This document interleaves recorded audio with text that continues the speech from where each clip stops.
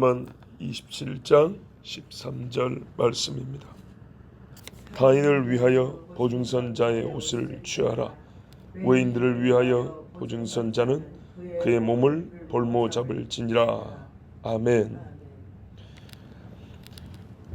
앞에서 보증 문제가 두 번인가 세 번인가 나왔습니다. 잠언에서 우리가 이제 역시나 발견되는 동일한 주제를 영거푸 반복하여 우리에게 강조하여 말씀하시고, 또 그냥 단순하게 강조하지 않고 약간씩 각도를 달리해서 그 한 주제, 한 문제의 여러 측면을 보게 합니다. 어떤 경우는 같은 말씀인 것 같은데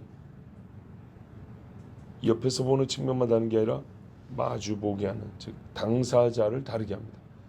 주는 자, 받는 자, 동일 문제에 있어서 당하는 자, 행하는 자, 이런 측면에서 보게 합니다. 자, 오늘 말씀은요, 역시 크게 보면 보증 서는 일의 위험성을 말씀하고 있는데, 오늘 본문은 그러니까 보증을 서지 말라, 여기에 초점이 맞춰져 있는 말씀이 아니고요, 채권자가 보증의 문제에 있어서 채권자의 입장을 상정해서 교훈을 주고 계십니다. 보증 설 때 누군가 보증을 서면 채권자는, 즉 빚을 준 사람은 이렇게 하라는 겁니다. 이 말은 뭐죠? 채권자에게 빚을 받을 수 있는 방법을 가르쳐준 데보다는 최종적으로는 그러니까 네가 보증 서는 일이 얼마나 위험한지 알아야 된다. 채권자가 너에게 이렇게 행할 것이다 라는 것에 결국 가면 하나님의 뜻은, 교훈은 거기가 있지만 우리가 채권자가 나에게 행할 것을 알면서 보증을 설 것이냐 말 것이냐, 어떻게 설 것이냐 생각하는 것, 이건 또 필요하거든요. 왜냐하면 보증을 서달라고 하는 자가 이런 사람이니까 나보고 보증 서달라고 할 때 어떻게 할까, 이것도 중요하지만 보증을 썼을 경우에 내가 최종적으로 입는 피해가 뭐지를 생각해 보고, 그런데 이게 얼마나 강력하고 확실하냐면 채권자가 나에게 소위 추심한다 그러죠. 어떻게 뺏어갈 것인가를 생각하면 역시 보증에 대해서 다각도로 우리가 생각해 볼 수 있는 의미가 있습니다. 자, 쉽게 말하면 이런 말입니다. 타인을 위하여 보증 서는 자에게, 근데 이 경우는요, 좀 쉽게 보증 서는 경우를 얘기할 수 있어요. 보증 서는 자에게 채권자로서 어떤 행동을 취해야 하는가, 일단 말씀의 1차적 의미는 거기에 우리를 집중시킵니다. 타인을 위하여 보증 선 자의 옷을 취하라. 타인을 위하여 쉽게 보증 서는 사람은요, 사실 아무것도 가진 것 없이 보증을 서는 수도 있어요.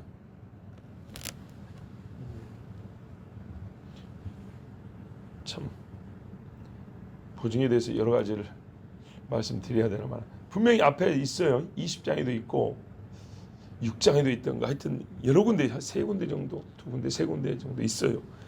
자, 일단 보증을 서는 사람이 항상 돈이 많아서 보증을 서냐? 그러지 않아요. 그냥 쉽게 보증 서주는 사람이 있어요. 인감도장 쉽게 남발하는 사람이 있어요. 그러니까 자기가 보증을 설 수 있는 한도가 100밖에 안 되는데 여기저기 한 1000, 2000 보증 서주는 그런 사람도 있다고. 이런 사람은 기본적으로 어떤 사람이냐면요, 남을 속이는 것을, 남에게 피해를 주는 것을 대수롭지 않게 생각하는 사람이에요. 빚을 준 사람이 내가 보증 서줄 테니까 빚 주세요 이랬단 말이에요. 이 보증 서는 사람이 갚을 능력이 있는가 보다 했지만 사실은 이 사람 집 한 채인데 여기저기 근저당 설정이 되어 있는 거예요. 나중에 보증 서는 사람한테 빚 갚아 해서 가봤더니 내가 걷어갈 게 하나도 없어요. 벌써 거덜난 재산이란 말이죠. 이런 사람들에게는요, 어떻게 하라는 거냐, 말이나 문서가 아니라 실물로 담보물을 획득하여 채무이행을 기다려야 한다는 얘기예요. 눈에 보이는 걸로 담보물을 잡아오라는 얘기입니다. 문서에다가 나도 이 집문서에다가 설정했어, 이런 걸로 안 된다는 거예요. 해봐야 나중에 그 종이 들고 가봐야 실물이 없는데 뭐, 그렇죠? 뭐 어떻게 하라고요? 옷이라도 취해 가라 그 말이에요.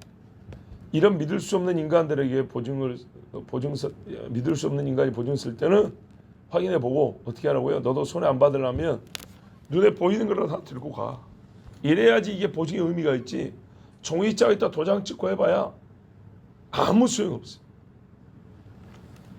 이 사람은 자기 옷을 찾기 위해서라도 본 채무자에게 압력을 가든지 아니면 자기가 보증인으로서 빚을 갚든지 어떤 수를 적극적으로 쓸 거 아닙니까? 왜? 실물이 잡혀가 있으니까.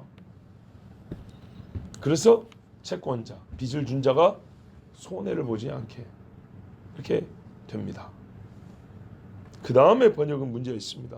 외인들을 위하여 보증을 선자는 그의 몸을 볼모 잡을지니라. 이 외인이 아니고요. 타국 여인입니다. 타국 여인. 이렇게 이해하면 음녀를 말합니다. 타국 여인을 위한 담보로는 그를 취하라. 자, 음녀에게 빠져갖고 호색을 즐기는 사람이 있으면 이 사람이 그 음녀를 얻기 위해서 뭐가 필요할까요? 돈이 필요할 거 아닙니까? 그럴 때는 어떻게 하라고요? 재산이 아니라 그 사람 자신을 담보로 잡으라는 얘기입니다. 너 이 돈 못 갚으면 네가 내 종 돼야 된다.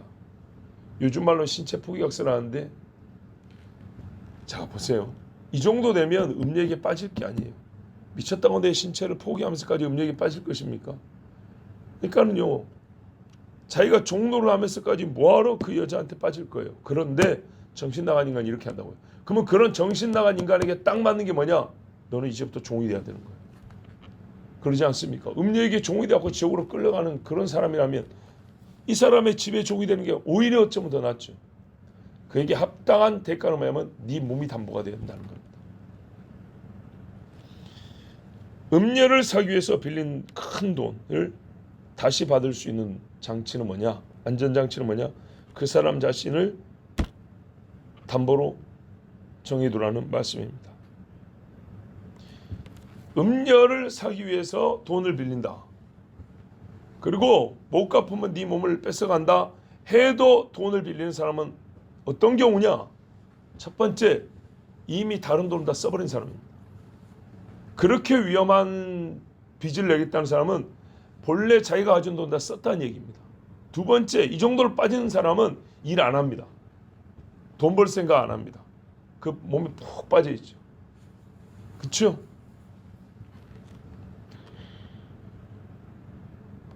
그래서 결국 빚을 못 갚을 가능성이 매우 큰 사람, 거의 확실한 사람입니다. 어지간한 돈을 빌리지 않거든요. 그죠? 큰 돈을 빌립니다. 술집 여자한테 한번 만나러 가려면 돈이 얼마씩 깨지는데. 그리고요, 이 미련한 자가 자기가 행하는 미련한 짓에 미련함을 알게 하기 위해서는요, 아, 이게 내 몸을 파는 정도로 미련한 짓이구나. 이걸 그만두게 하려면 그 깨우침을 줘야 되는데, 깨우침을 주기 위해서는 그만큼 큰 형벌과 대가를 따르게 해줘야 깨우친단 말이죠. 접시 하나 낀 것은 궁디 하나 때리고 말지만은 부모 지갑에 손을 댄 애는 회초리를 때려야죠. 실제로 결혼 자금을 다 날린 사람이 있어요. 음녀한테 빠져갖고 결혼하려고 모아놓은 돈, 아니 결혼할 때에 쓰일 정도의 돈을 며칠 내지는 몇 달에 싹 없애버린 사람이 있어요. 그래가지고 나중에 부모가 다시 그 빚을 갚아줘야 되는 안타까운 일도 있어요.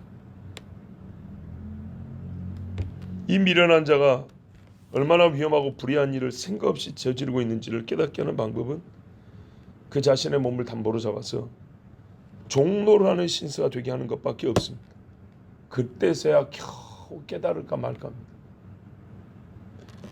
음녀에게 빠진 자는 전 재산을 다 잃고 자기 영혼도 잃는다는 말씀을 기억해야 됩니다. 그 중에 대표적인 한 구절 말씀을 읽으면 잠언 7장에 보면 21절 이하에 음녀가 이렇게 합니다. 여러 가지 고운 말로 유혹하며 입술에 호리는 말로 꿰물어 젊은이가 곧 그를 따랐으니 소가 도수정으로 가는 것 같고 미련한 자가 벌을 받으려고 쇠사슬에 매이러 가는 것과 같도다. 필경 화살이 그 간을 뚫게 되리라. 새가 빨리 그물로 들어가되 그의 생명을 잃어버릴 줄 알지 못함과 같으니라.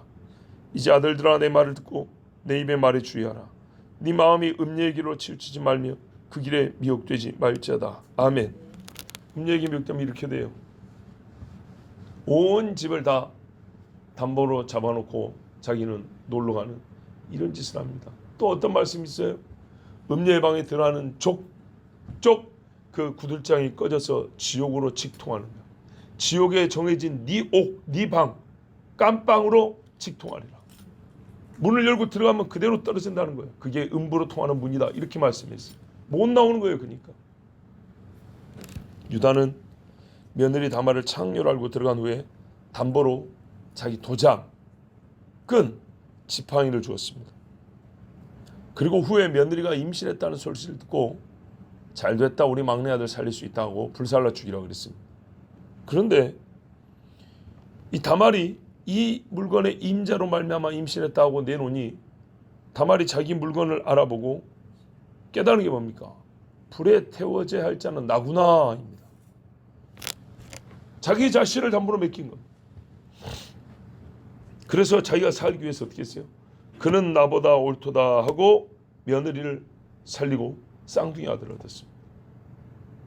그리고 야곱 아버지께로 돌아갑니다. 혼자 나왔었거든. 나와서 이 짓을 한 거예요. 쌍둥이 아들 데리고 아버지께로 돌아가 다시 이스라엘에 합류를 합니다. 즉 도장, 끈, 지팡이는 다말을 살리고 유다를 회개케 하는 결정적 역할을 하게 됩니다. 이것들은 그 자체 경제적 가치가 있는 게 아닙니다. 예, 경제적 가치가 없어요. 그러니까는 창녀의 몸을 산 경제적 대가를 치르는 그건 염소 새끼죠.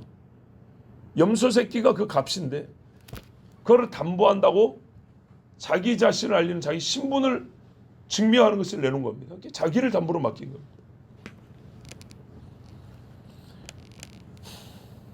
그래서 결국 유다가 자기 생명을 걸고 며느리를 살리게 된 겁니다. 하나님 말씀은 언제나 옳습니다. 그러니까 유다의 이야기는 창녀를 취할 때는 자기 신분을 나타내는 물건을 맡기지 말라. 주민등록증 맡기지 마라. 면허증 맡기지 마. 이런 말이 아니에요. 그런 말이 아니고. 그러니까 나를 알리지 않고도 담보가 될 만한 걸 맡겨. 이런 수를 가르쳐 주는 게 아니죠. 그게 아니에요. 이거는요 그런 거예요. 본질을 가르쳐 주는 거예요. 여자와 합하는 자는 자기 몸 안에 죄를 지은다. 이거는 실제로 하나가 된 거라 그랬기 때문에 음녀를 사기 위해서 몸을 산다는 거는 진짜로 자기를 맡길 수밖에 없는 거예요. 이거는. 결국에는 그렇게 돼요. 그 자신을 담보로 쥐어주고 몸을 취하는 것임을 잊지 말라는 말씀입니다. 고린도전서와 마찬가지로 여인과 몸을 성사하면 네 몸 안에 죄를 짓는 거다. 하나가 되는 거다. 완전히. 담보도 자기를 맡기는 것과 같은 담보를 맡길 수밖에 없어요. 네 자신이 죽으려거든 음녀를 품으라 그 말입니다. 네 목숨을 걸고 그 여자도 살리든지 아니면은 그 여자가 죽은 것처럼 너도 죽든지. 자, 돈을 빌려준 자는 돈을 받아야 하므로 그건 잘못이 아니죠. 무엇을 담보로 취할 것인가 매우 중요합니다. 가치가 있고 채권 회수의 확실한 보장을 얻을 수 있는 것이어야 합니다. 바로 그것이 뭐냐면 보증인의 겉옷 또는 채무자의 신체입니다. 보증인도 채무자하고 똑같죠. 빚을 진 자하고 똑같죠. 그러나 이 말씀은 채권자가 이런 것들을 취하여 대부업을 해야 성공할 수 있다. 예, 이런 것을 담보로 잡고 돈을 빌려줘야 손해를 안 볼 수 있다. 그런 기술, 대부 기술을 가르쳐 주는 게 아닙니다. 남을 위하여 보증 서고 음녀를 품기 위하여 빚을 내는 자들이 자기 자신이 어떤 위험에 처하게 될 것인가를 깨닫고 돌아서라는 뜻으로 주신 말씀임을 기억해야 합니다. 네 한 벌 남은 옷까지도 사라질 것이고 네 몸을 담보로 잡혀 종이 될 것이다. 신중하지 못하고 더하여 악을 위한 빚내기에 보증을 서거나 내가 취하는 것이 또는 더럽다면 내가 보증이 아니라 무언가를 취하기 위해서 빚을 내는데 그것이 더러운 것이라면 그 더러운 것을 담보를 제공할 때는 그 더러운 악한 죄만큼의 해를 당한다는 것.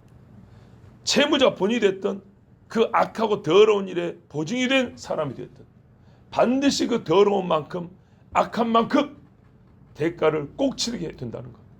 하나님이 이 땅에 있는 채권자라는 사람을 통해서라도 반드시 그 빚을 받아내게 한다는 것. 이것을 잊지 말라는 겁니다. 이것이 우리가 영의 일에 얼마나 중요한 교훈인가 보십시오. 또한 영육이 분리되어 있지 않기 때문에 사람은 영적 타락과 더불어 육적 타락이 있고 영적 성숙과 더불어 육의 성숙함이 있는 것인데, 우리가 실제로 경제생활 할 때에도 참으로 신중하게 보증을 써야 합니다. 하나님 말씀을 가만 보면 보증을 100% 지지 말라는 것은 아닙니다. 유다가 베냐민을 위하여 보증을 썼습니다. 즉 모든 보증은요, 내 생명을 걸고, 바꿔 말하면 생명을 걸 만한 일에 보증을 쓰는 겁니다. 근데 자문에서 서지 말은 것은 전부 다 소위 경제적인 문제나 육체의 소욕을 따르는 문제입니다. 그러나 하나님의 진리와 의를 위해서 형제를 위하여 그 사랑함으로 목숨을 버린 일에는 하나님께서 보증 서는 일을 오히려 박수를 쳐주시고, 그것을 예수 그리스도, 우리 구원의 보증 되신 예수 그리스도의 예표로 삼았음을 기억해야 합니다. 그러므로 정말로 하나님의 뜻을 알고 행하는 보증은 신자의 마땅한 도리이나, 그렇지 않은 보증은 우리 해야 할 바가 아니라는 것, 하나님 주신 지혜요 아버지의 사랑의 말씀입니다. 기도하겠습니다. 아버지 하나님 감사합니다. 오늘도 우리를 사랑하셔서 이 새벽에 모이게 하시고, 마치 내가 내 집에 보증이 된 것처럼, 마치 이 적은 수가 많은 형제자매 지체들의 보증이 된 것처럼 우리가 기도하게 주셔서 감사합니다. 우리에게 주신 십자가입니다. 주님이 짊어지란 주의 멍에입니다. 가볍게 지겠습니다. 기쁨으로 지겠습니다. 감사함으로 지겠습니다. 하나님 받아주시옵소서. 오늘도 우리가 보증에 대한 말씀을 들었습니다.